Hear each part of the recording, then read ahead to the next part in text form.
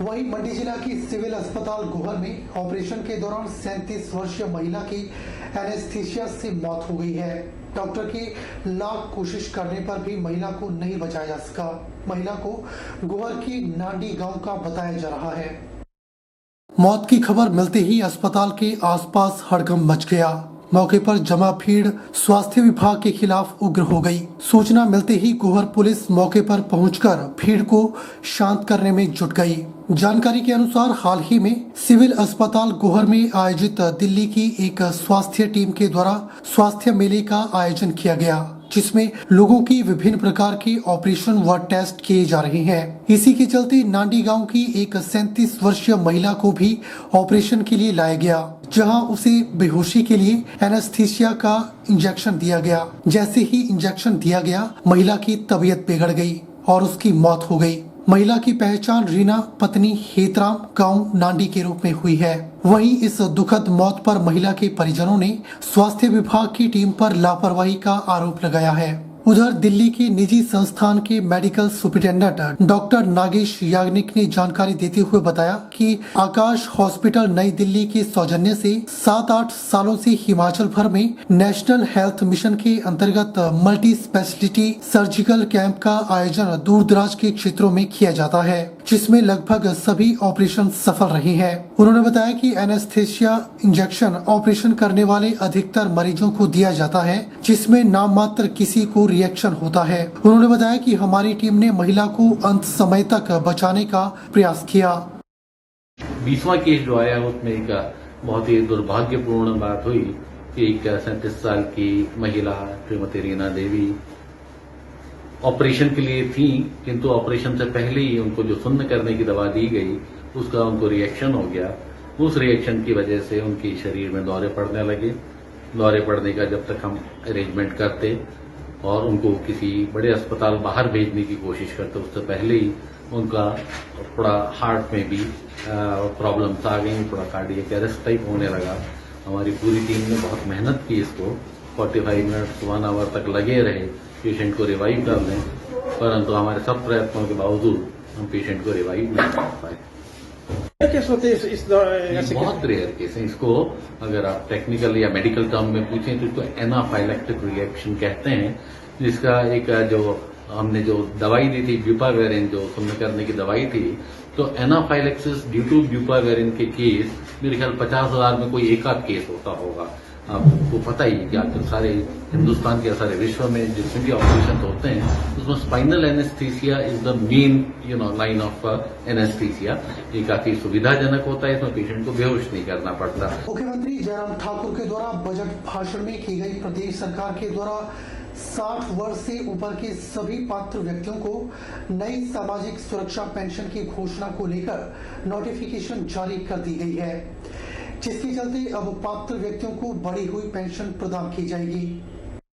उपायुक्त कांगड़ा डॉक्टर निपुण जिंदल ने कहा कि हिमाचल प्रदेश सरकार के द्वारा प्रदेश के सभी 60 वर्ष या इससे अधिक आयु वर्ग के वृद्धजनों को बगैर आय सीमा के दी जाने वाली पेंशन हेतु एक सर्वव्यापक अभियान की शुरुआत की गई है, ताकि कोई भी पात्र वृद्धजन सामाजिक सुरक्षा पेंशन से वंचित न रहे। उपायुक्त ने बताया कि इसी उद्देश्य की पूर्ति हेतु शहरी स्थानीय निकायों और पंचायतों की भागीदारी को सुनिश्चित करने के लिए धर्मशाला व पालमपुर के नगर निगम के आयुक्त तथा जिला की सभी नगर परिषदों व नगर पंचायतों के कार्यकारी अधिकारियों व जिला की सभी समस्त खंड विकास अधिकारियों को निर्देश जारी किए गए हैं। उन्होंने बताया कि संबंधित क्षेत्र के पार्षदों, वार्ड सदस्य और पंचायत स्तर पर पंचायत सचिवों के द्वारा इस बात को सुनिश्चित किया जाएगा कि उनके क्षेत्र में कोई भी पात्र वरिष्ठ नागरिक सामाजिक सुरक्षा पेंशन से वंचित न रहे। उपायुक्त ने बताया कि सरकारी सेवा की पेंशन ले रहे वृद्ध दंपत्ति अथवा आयकर वृद्ध दंपत्ति बिना किसी आय सीमा की शर्त के दी जाने वाली वृद्धावस्था पेंशन प्राप्त करने के हकदार नहीं होंगे। वृद्धावस्था का लाभ केवल उन वरिष्ठ नागरिकों को मिलेगा जिन दंपत्ति में से किसी को सरकारी सेवा की पेंशन न मिल रही हो अथवा दंपत्ति में से कोई आयकर दाता न हो, ताकि सामाजिक सुरक्षा पेंशन योजना का लाभ जरूरतमंदों को मिल सके। उन्होंने बताया कि इसके अतिरिक्त बिना किसी आय सीमा के सभी श्रेणियों के पेंशन हेतु पात्र आवेदकों को ग्राम सभा के अनुमोदन की आवश्यकता नहीं होगी। सभी 60 ईयर से ऊपर जो लोग हैं उनको भी जो सामाजिक सुरक्षा पेंशन है वो दी जाएगी और इसी मामले में जो नोटिफिकेशन प्रदेश सरकार की आ चुकी है और इसमें जो आयकर देते हैं, इनकम टैक्स पेइज हैं या फिर जैसी कोई दंपत्ति है जिसके अंदर से कोई भी व्यक्ति दोनों में से एक व्यक्ति को जो सरकारी पेंशन मिलती है वो इसके अंदर पात्र नहीं होंगे और बाकी सभी लोग बिना किसी आय सीमा के इस सामाजिक सुरक्षा पेंशन को पाने के लिए जो पात्र होंगे और इसमें जो 60 टू 70 इयर्स के जो लोग हैं उनको 1,000 रुपए प्रति माह जो पेंशन है वो लगाई गई है और साथ ही साथ अगर कोई एकल लेडी है, डिवोर्सी है, विडो है, उनके लिए 1150 रुपए का प्रावधान सरकार द्वारा किया गया है और जो 70 वर्ष से ऊपर जो पेंशन थी पहले जो 1500 रुपए के दर से दी जाती थी उसको भी बढ़ाकर 1700 रुपए कर दिया गया है और इस मामले में नोटिफिकेशन आते ही जिला कांगड़ा के सभी हमारे जो पंचायत हैं, बीडीओस हैं और अर्बन लोकल बॉडीज हैं उनके सहयोग से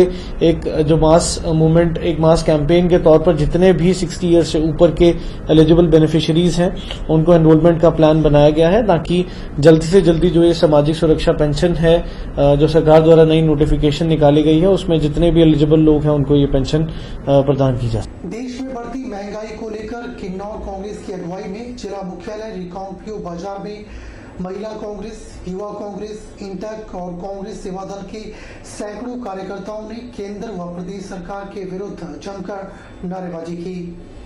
देश में बढ़ती महंगाई को लेकर किन्नौर कांग्रेस की अगुवाई में जिला मुख्यालय रिकांगपिओ बाजार में महिला कांग्रेस, युवा कांग्रेस, इंटक और कांग्रेस सेवा दल के सैकड़ों कार्यकर्ताओं ने केंद्र व प्रदेश सरकार के विरुद्ध जमकर नारेबाजी की।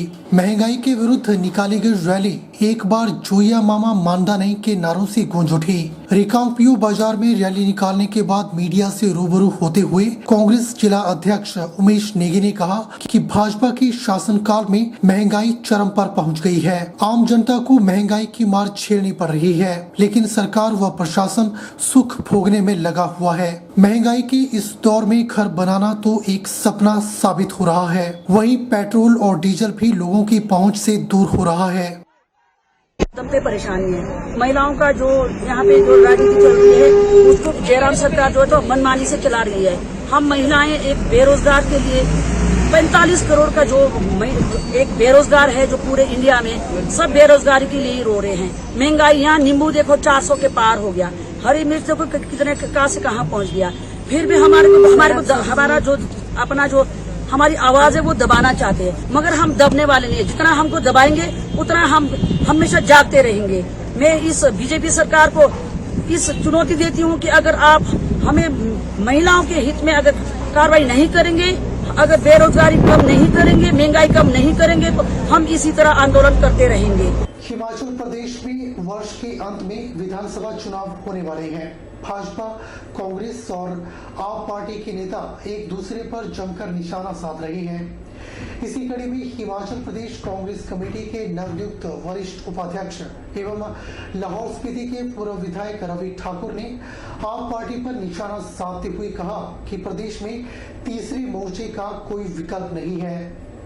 हिमाचल प्रदेश में इस वर्ष के अंत में विधानसभा चुनाव होने वाले हैं। ऐसे में बेशक चुनावों को कुछ समय शेष है, किंतु यहाँ का राजनीतिक माहौल अभी से गरमाया हुआ है। भाजपा, कांग्रेस और आप पार्टी के नेता एक दूसरे पर जमकर निशाना साध रहे हैं। इसी कड़ी में हिमाचल प्रदेश कांग्रेस कमेटी के नवनियुक्त वरिष्ठ उपाध्यक्ष एवं लाहौल स्पीति के पूर्व विधायक रवि ठाकुर ने आप पार्टी पर निशाना साधते हुए कहा कि प्रदेश में तीसरे मोर्चे का कोई विकल्प नहीं है। हिमाचल प्रदेश के पूर्व मुख्यमंत्री स्वर्गीय वीरभद्र सिंह कहा करते थे कि जब चुनाव नजदीक आते हैं तो कई पार्टियां सूर्योदय के साथ बनती हैं और सूर्यास्त होने के साथ ही खत्म हो जाती हैं। उन्होंने कहा कि आप पार्टी से पहले भी हिमाचल में हिलोपा, जनता दल, बीएसपी सहित अन्य कई पार्टियां आ चुकी हैं, लेकिन कोई भी ज्यादा समय तक नहीं टिक पाई।